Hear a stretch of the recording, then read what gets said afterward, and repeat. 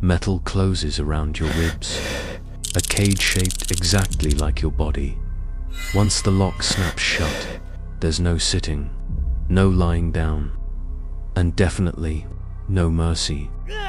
The sun cooks you by day, the cold gnaws you by night, and crowds gather to count how long you last.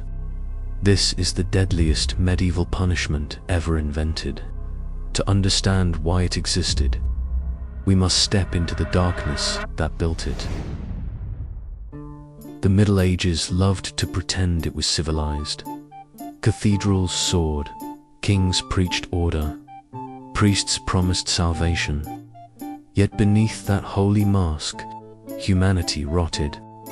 Violence spread like plague. Fear kept people obedient. Punishment was a performance. Break a rule, break a body. Medieval justice wasn't designed to be fair.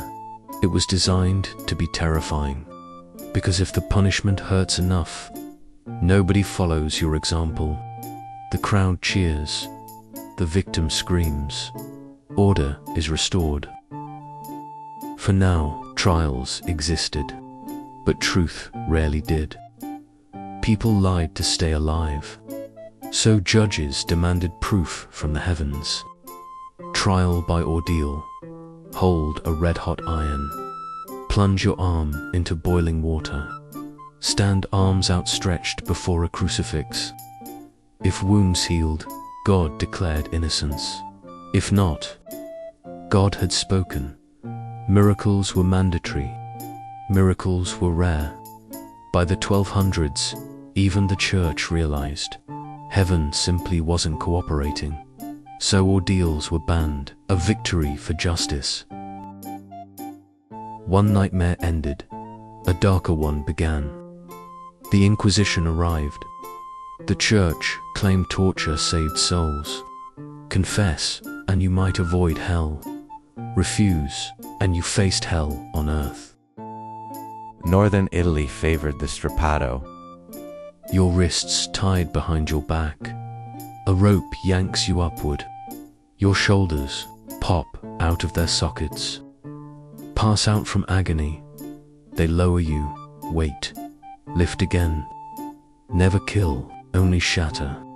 Death ends pain. Pain must continue. In France, burials alive became cautionary tales. Perret accused of theft. Buried alive before the gallows. Two servants punished for love. Buried alive for marrying without approval. Breathing wasn't a right, it was permission.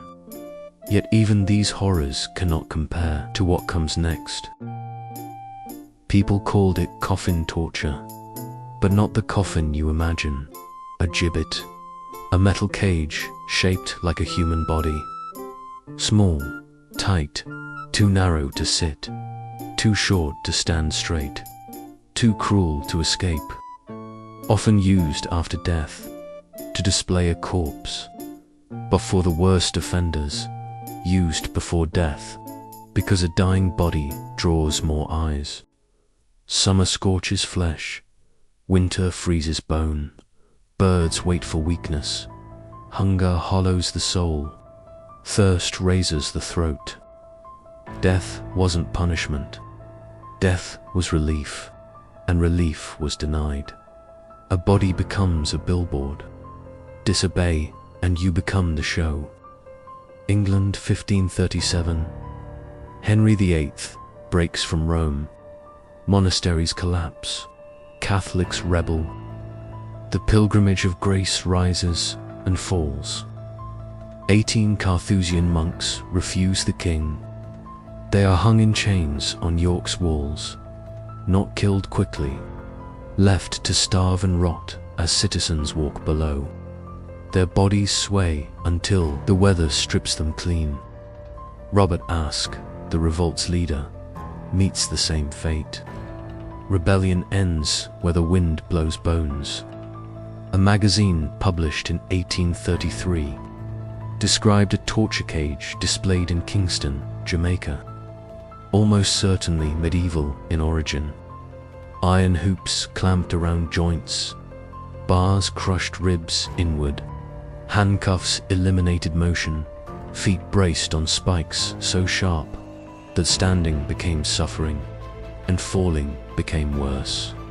A hook above the skull suspended everything. Life dangled, death lurked. Neither came quickly. No breath went unpunished. No scream went unanswered. Holinshead's Chronicle, 1577, confirms gibbeting was real, and it was popular. The year 1383, a friar insults John of Gaunt, royal blood. Punishment, rope around his neck. Other end tied to his genitalia, lifted into the air. A stone crushes his stomach. Spine snaps. Dignity erased. Body dragged as a warning. The year 1777, John Whitfield, highwayman, left screaming for days on a hill outside Carlisle. A passing coachman finally ends his misery with a bullet, a good deed, a criminal act. Mercy has a price. 838 AD, Persia. Babak Khorramdin, rebel hero, captured. Punishment designed to break legend. Hands and feet severed, paraded through Baghdad, sewn into a fresh bullock skin. Hide tightens as it dries. Bones compress. Skull crushes. Hung on a gibbet, death arrives. Only when the skin finishes shrinking, his body sent a message. Fear wins. Even the brave eventually break. Thank you for watching. Dark ages, even darker deeds. Before you go, answer this. If suffering becomes spectacle, if humiliation becomes justice, are we sure we stopped being medieval? Like, subscribe. There are darker truths waiting. See you in the next nightmare.